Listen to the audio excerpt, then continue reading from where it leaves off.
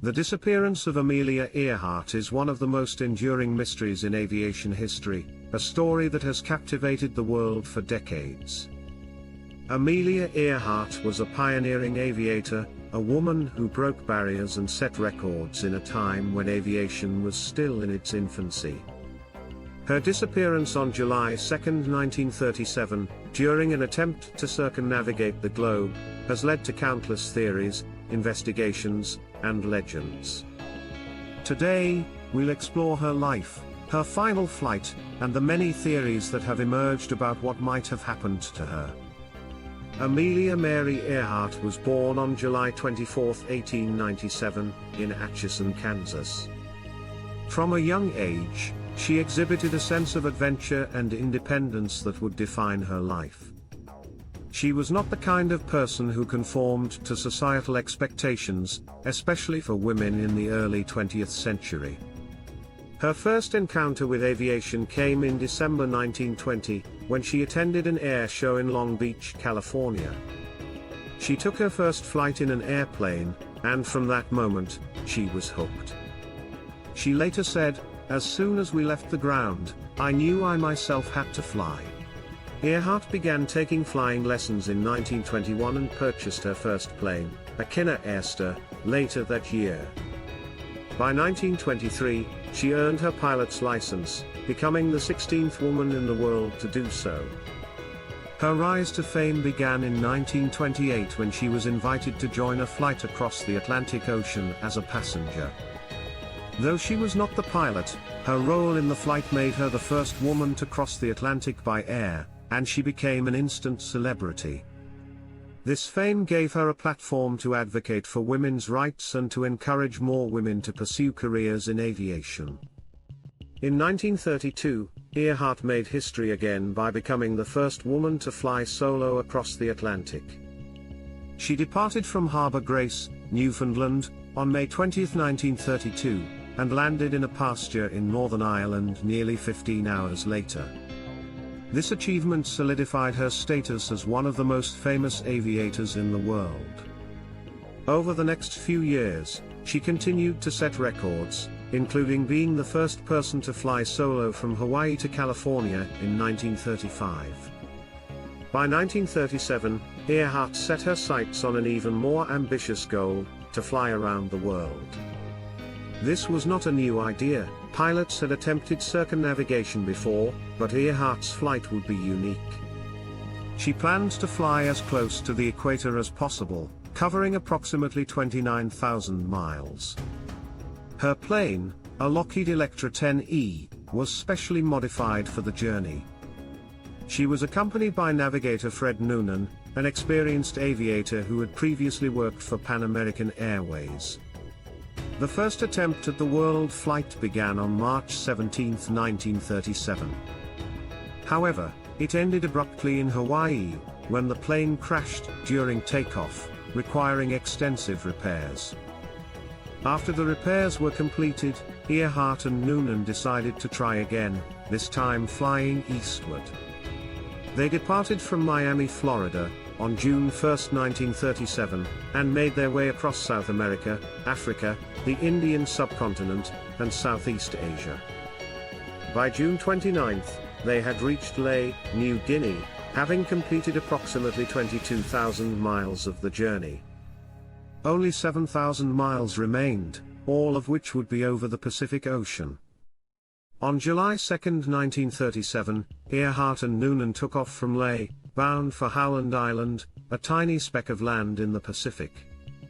Howland Island was chosen as a refueling stop, because it was roughly halfway between New Guinea and Hawaii.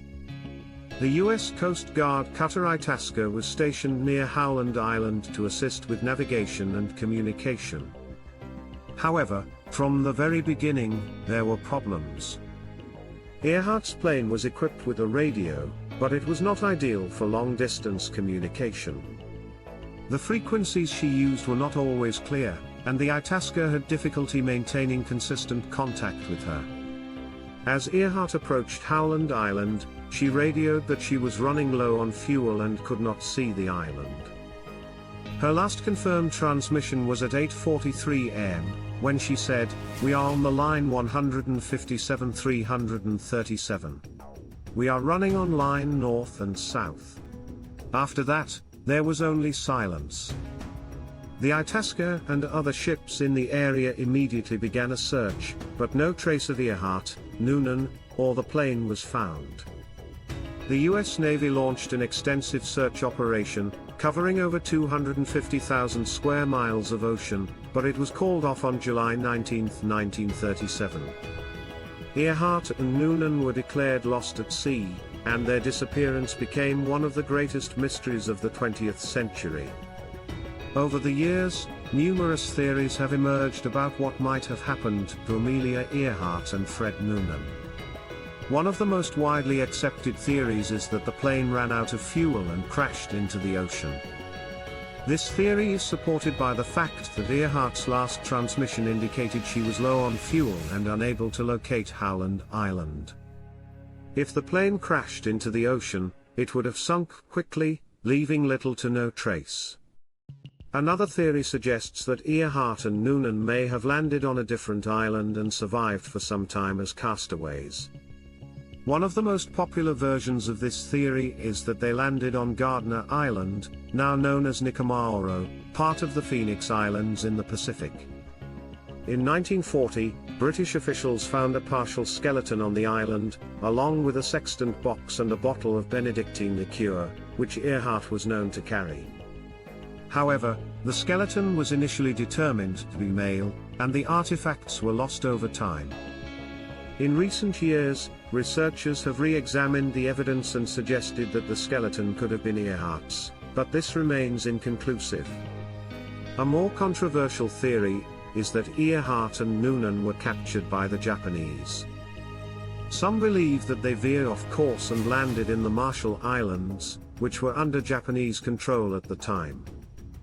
According to this theory, they were taken prisoner and possibly executed. Proponents of this theory point to alleged photographs and eyewitness accounts, but there is no definitive evidence to support it. The US government has consistently denied any involvement or knowledge of such events. There are also more outlandish theories, such as the idea that Earhart was on a secret spy mission for the US government, or that she faked her own disappearance to start a new life. These theories are largely based on speculation and lack credible evidence.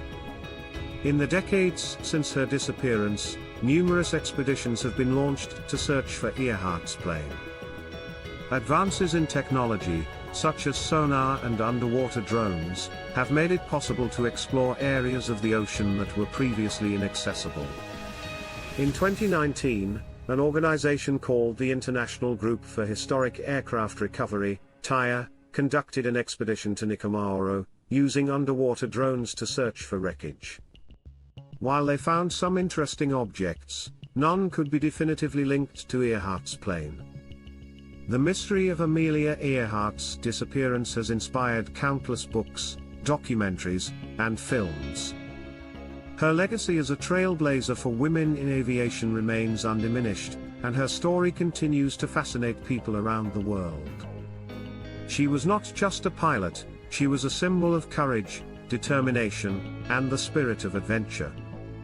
Her disappearance has only added to her legend, turning her into an icon of the 20th century. In conclusion, the disappearance of Amelia Earhart remains one of the greatest unsolved mysteries of our time. Despite decades of searching and countless theories, we may never know exactly what happened to her and Fred Noonan on that fateful day in July 1937. What we do know is that Earhart's contributions to aviation and her role as a pioneer for women will never be forgotten. Her story is a reminder of the risks and rewards of pushing the boundaries of what is possible, and it continues to inspire new generations of adventurers and dreamers.